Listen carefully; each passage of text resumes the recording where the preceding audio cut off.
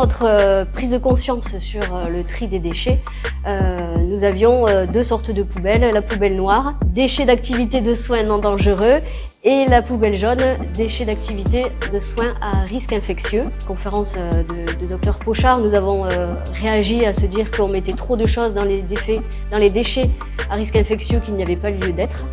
Donc nous avons réfléchi et réoptimisé le tri des déchets au sein du bloc opératoire au départ.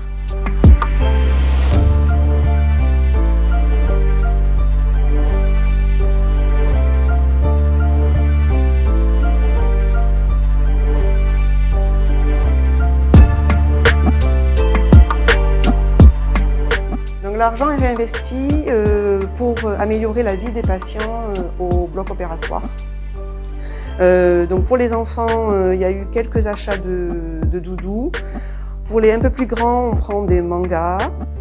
Pour les encore plus grands, on améliore l'ambiance musicale avec des enceintes qu'on achète. Et aussi, on a participé à l'achat d'un casque musical.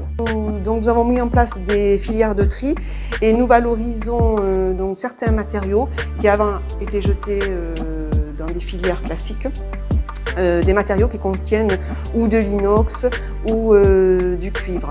Donc il y a les lames de laryngoscope, des ciseaux jetables, des petits hôtes agrafes, les fils de bistouri qui contient du câble. Avant, on coupe chaque extrémité pour ne récupérer que le câble. Voilà. Tous ces dispositifs, une fois qu'ils sont utilisés, ils sont lavés, puis séchés, stockés et emmenés chez le ferrailleur.